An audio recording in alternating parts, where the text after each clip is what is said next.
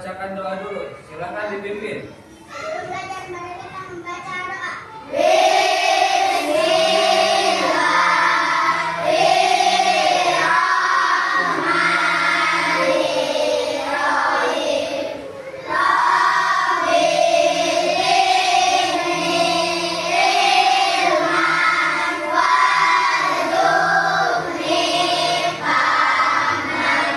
Bersalam kepada Bapak Guru. Assalamualaikum warahmatullahi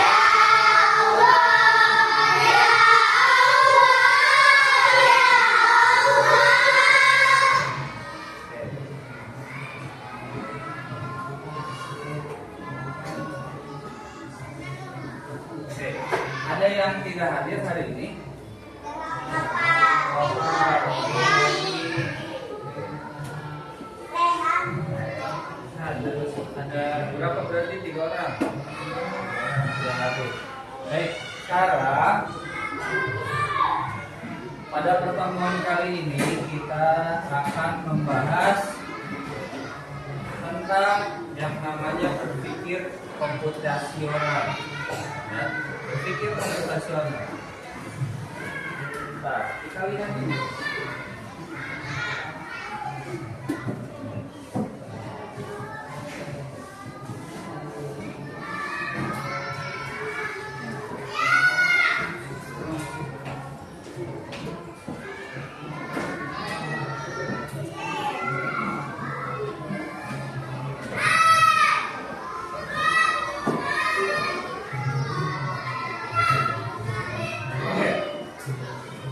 Lihat di sini.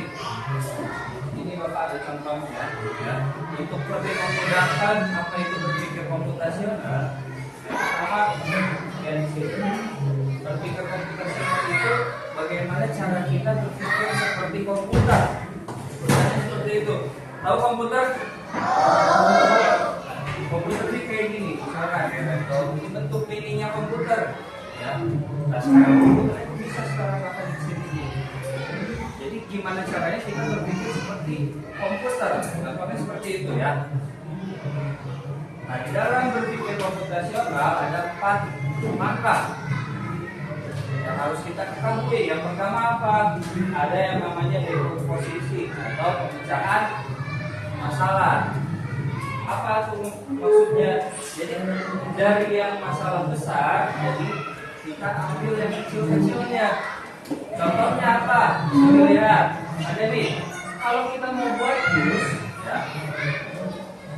Nih, saat ini membuat jus buah, anak-anak memikirkan makanya satu persatu. Jadi kalau kita misalkan mau ngapain, kita pikirnya kecil-kecilnya dulu. Jadi kalau kayak gini, misalkan kita mau jus buah, apa aja yang kita perlukan? Gimana kita cara membuatnya? Jadi gitu. Paham? Dekomposisi atau pemecahan masalah itu gimana cara kita memecahkan suatu masalah situ ya. Lalu yang kedua ini ada pengenalan pola. Pengenalan pola. Nah, mencari kesamaan atau pola dari beberapa hal. Nah, contohnya gini, menyadari bahwa semua jus buah itu perlu air atau blender. Ya, kan jus buah itu banyak. Jus buah itu apa aja yang bisa kita jus? Strawberry, mangga, nanas, jambu, apalagi durian bisa jus. Pisang, jeruk, nangka, dan masih banyak yang lainnya ya. Tapi hal yang menambahkan itu polanya atau alurnya itu pasti selalu ada yang namanya air. Ya, apa-apa juga pasti ditambah air, entah sedikit, entah banyak, itu pasti ada airnya. Tiap jus itu pasti kayak gitu. Ya, oke, paham sampai sini. Sekarang tinggal kita lanjut yang nomor 3, abstraksi. Abstraksi itu menyaring hal penting dan mengabaikan yang tidak penting. Nah, contohnya apa? Saat menggambar rumah, anak fokus pada bentuk dasar rumah, persegi dan segitiga, tidak perlu menggambar setiap kata. Jadi, kalau misalkan kita punya suatu masalah, fokus ke masalahnya tersebut. Nah, misalkan itu contohnya, kalau kita mau bikin rumah, kalian biasanya menggambar nggak sampai detail kan? Ya, nggak harus sampai apa namanya detailnya dibikin satu-satu polanya kayak gini. Jadi kalau bikin tembok ya, biasanya kalian pasti langsung aja warna. Ya, tanpa menggambar ininya. Jadi nggak perlu semuanya di apa dilihat. Ya. Hah? Maksudnya jadi pokoknya yang pentingnya aja yang diambil. Lalu yang keempat ada berpikir algoritmik. Apa itu? Membuat langkah-langkah berurutan agar masalah bisa diselesaikan. Jadi yang keempat itu lebih kepada cara-caranya. Misalkan gini, kalau kita membuat roti, ya membuat sandwich nih di sininya. Tahu sandwich? Roti isi ya. Yang pertama apa? Kita ambil rotinya, terus kita ores, ya diores pakai mentega, Terus tambahin lagi misalkan isinya apa? Coklat, selai kacang atau gula gitu. Terus tambahkan isi, lalu tutup pakai rotinya lagi, lalu bisa dipotong kayak gitu. Jadi yang keempat ini lebih kepada cara-caranya. Nah, biar lebih enak lagi Bapak punya videonya. Coba ya, perhatikan bareng-bareng ya.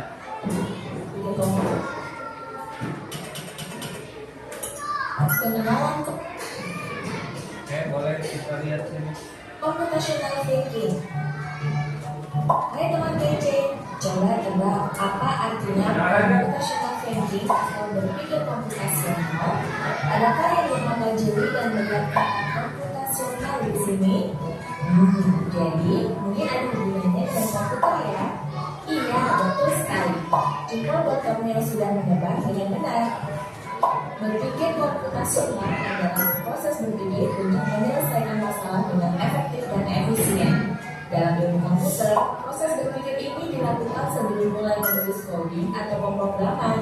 Jika sudah direncanakan dengan baik, maka coding yang ditulis akan sesuai dengan kebutuhan dan dapat diselesaikan dengan cepat dan tepat. Tapi ternyata berpikir komputasional juga bisa dilakukan tanpa komputer dan tanpa internet loh.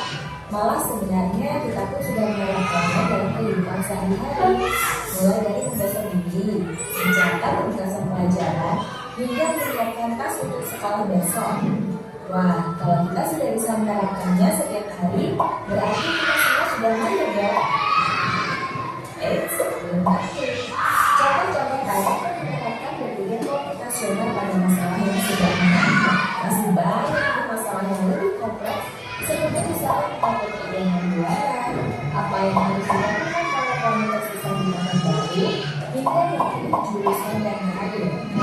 Lalu yang berikutnya lagi ketika kamu dewasa nanti, kamu akan menghadapi era industri 4 dan bahkan 5. Di sini kamu perlu kecepatan untuk memanfaatkan dunia digital, mulai dari mencari dan membuat informasi yang telah berbeda. Kemudian menggunakan informasi itu untuk membuat keputusan penting dalam hidupmu. Menghadapi masalah kompleks kehidupan masa sekarang dan masa depan ini seperti merencanakan coding yang sudah dibahas sebelumnya. Kuncinya adalah memahami masalah yang tuntas dan mencari cara menyelesaikan yang efektif dan efisien. Nah, kalau begitu, bagaimana Anda bisa berpikir komputasional? Sekarang kita bahas ya, 4 landasan dari berpikir komputasional. Yang pertama, dekomposisi. Dekomposisi artinya membagi masalah kompleks ke bagian yang lebih kecil agar mudah diselesaikan. Misalnya, kamu ditunjuk jadi ketua panitia lomba 17-an. Maka, untuk memudahkan pelaksanaan, kamu bisa menunjuk panitia bagian acara, konsumsi, komunikasi, keamanan, dan lainnya. Jadi contohnya tadi gitu ya, kalau dekomposisi ada masalah besar nih. Tadi kalau di sini pengen ditunjuk sebagai ketua. Karena susah nih kalau misalkan untuk ngurus acara, jadi caranya gimana? Pecahlah masalah tersebut. Ya, jadi dibikinlah ketua, wakil ketua, bagian acara, bagian dokumentasi, bagian konsumsi, dan sama kalau misalkan kita kayak misalkan ada ketua kelas, ya, tapi kalau ketua kelas aja dia nggak bisa handle semua masalah ya. Makanya ditunjuklah ada wakilnya, ada sekretaris, ada bendahara, ada seksi-seksi lainnya. Jadi supaya handle dan memegang semuanya. Oke, kita lanjut. Kedua, pengenalan pola. Pola. Mencari kesamaan dan pola di antara bagian-bagian masalah kompleks yang sudah dipecah. Misalnya, kamu hendak berlipat dan menyimpan jemuran di rumah, maka kamu perlu bisa mengenali jemuran milik ayah, ibu, kamu, adik, dan milik bersama seperti spray, handuk, dan lainnya. Ini karena jemuran-jemuran itu perlu disimpan di tempat yang berbeda. Yang ketiga, abstraksi. Artinya fokus pada informasi yang penting saja, mengabaikan diri yang tidak diperlukan. Misalnya, kamu tidak menceritakan pengalamanmu berwisata ke luar kota. Tentunya kamu mengalami banyak hal dari mulai berangkat bebas, berfoto bersama, makan di restoran, menginap di hotel, hingga perjalanan pulang. Tapi memungkinkan kami menceritakan semua kejadian yang dibuat pada teman-temanmu. Pasti mereka merasakan kelamaan. Jadi, kami akan singgari beberapa kejadian yang ada saja untuk diceritakan pada teman. Yang terakhir, algoritma. Artinya membuat langkah-langkah penyelesaian atau membuat aturan yang diikuti untuk menyelesaikan masalah. Misalnya, kamu diperintahkan belanja di supermarket oleh ibu. Ada minyak goreng, telur, roti, sayur, dan kopi. Lalu kamu harus buru-buru karena ibu sudah mau memasak dengan minyak goreng itu. Nah, cara seperti ini, satu cara yang efisien misalnya saya mengambil bahan yang paling dekat dari eliminasi, hingga terakhir yang paling dekat dari hasil. Nah, itu dia cara berpikir komputasional yang perlu diterapkan untuk memecahkan masalah yang kompleks. Lalu berikutnya, apakah ada cara untuk mengasah kemampuan berpikir komputasional? Tentu ada. Selain bisa coba kamu terapkan ke masalah sehari-harimu, kamu bisa juga lakukan soal untuk mengasahnya.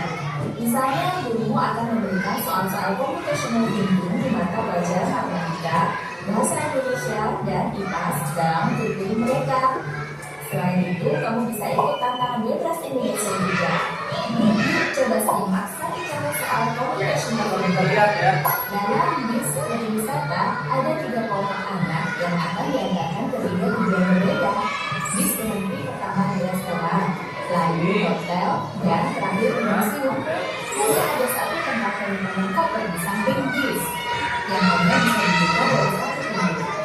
Sopir bis ini mengatur. Oke, seperti kalian tadi ada contoh soal berpikir komputasional. Dalam studi wisata ada 3 kelompok anak yang akan diantar ke 3 tujuan ya. Tadi sudah dibuat. Pertama di restoran nih, yang gambarnya ini. Oke, ini restoran. Hingga mudah dikeluarkan. Lalu hotelnya ada tempat tidur ya, kayak tempat tidur gini. Dan terakhir itu museum. Oke, museum ini yang biru. Ini restoran, ini hotel, ini museum. Hanya ada satu tempat penyimpanan koper di samping bus yang hanya bisa dibuka dari satu pintu. Supir bus ingin mengatur koper-koper penumpang sehingga mudah dikeluarkan. Bantu supir bus menentukan urutan memasukkan koper-koper itu ke dalam tempat penyimpanan. Berarti koper mana dulu yang harus kita masukkan?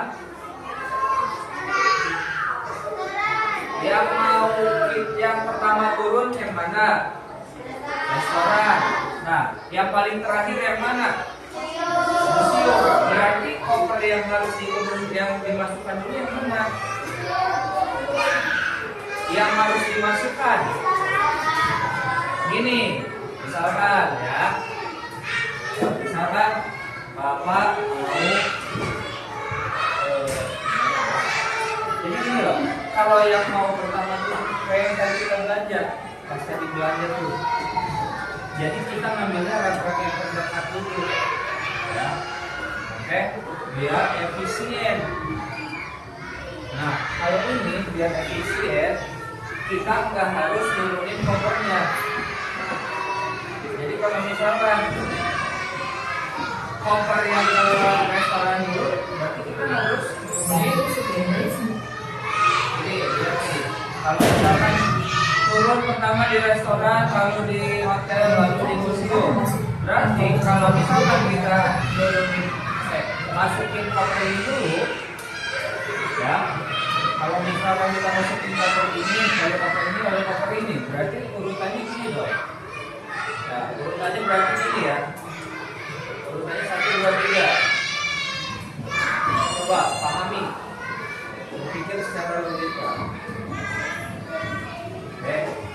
Lihat, yang harus dinaikkan yang mana dulu, biar tidak mengganggu yang lainnya. Berarti yang mana dulu? Museum dulu, betul. Karena nanti harus yang terakhir dulu ini. Paham nggak? Maksudnya, paham? Oke, coba kita lihat lagi ya. Sopir bis ingin mengatur koper-koper penumpang hingga mudah dikeluarkan. Biar bukan keluar Sopir bis menentukan urutan memasukkan koper-koper itu. Kita lihat jawabannya apa. Pertanyaan, Nomor anak yang mana yang dimasukkan terakhir? Mana yang terakhir? Anak yang ingin pergi ke museum? Oke, coba lihat mana yang terakhir. Masukkan yang paling terakhir. Pergi ke museum, yang ingin pergi ke restoran, yang ingin pergi ke hotel, atau boleh manapun. A, B, C atau D? Coba yang pilih A. Angkat tangannya yang pilih A boleh. Oke, kita lihat pilihan yang B mana? Yang milih C? Gak ada. Yang milih D? Gak ada. Oke, kita dengarkan. B. Anak yang ingin pergi ke restoran? C. Anak yang ingin pergi ke hotel? Atau D. Yang manapun boleh. Soal ini diadaptasi dari challenge.bernas.org. Kalau kamu tahu, coba ya menjawab di kolom komentar. Dengan cita, kejar ilmu. Oke, coba ya kita lihat ya. Biar tahu.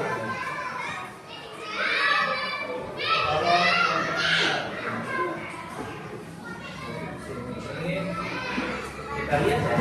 Coba penasaran juga nih. Ada nggak yang jawab? Oke, ingatkan tempat yang paling berat. Oke, karena masalah tujuan pertama. Ada lagi nggak? Lihat.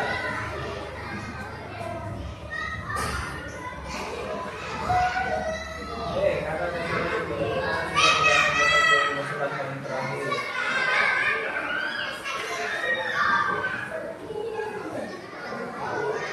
Oke. Kalau tadi pertanyaannya apa? Yang paling terakhir ya?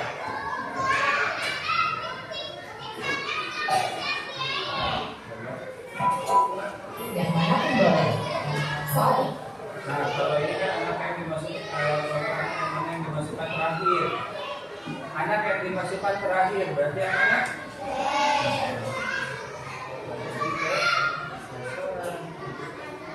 Oke, nanti kita jawab remote.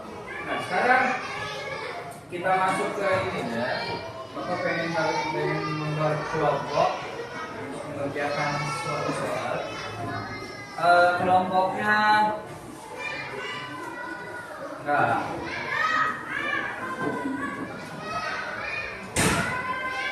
Gini,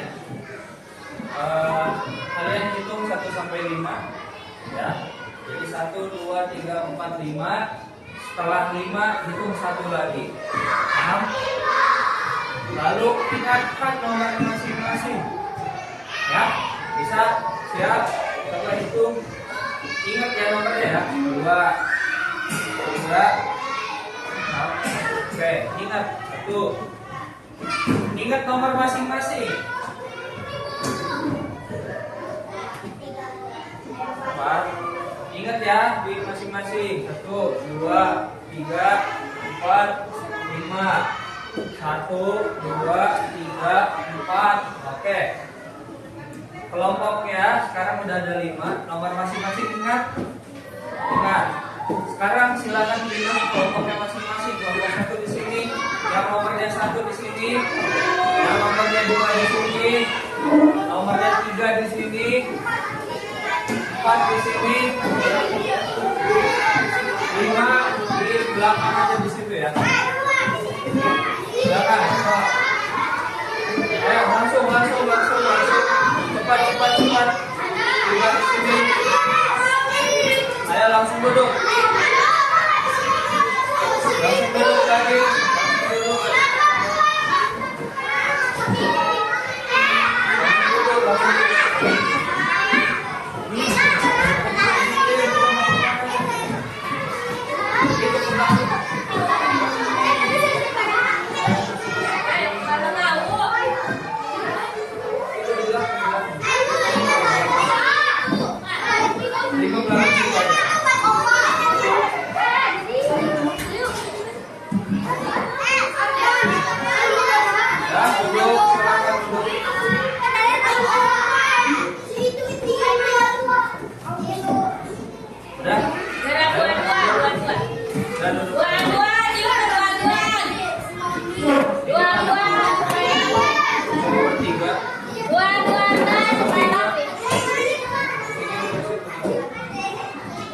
itu cuma Tuh, satu lagi tuh.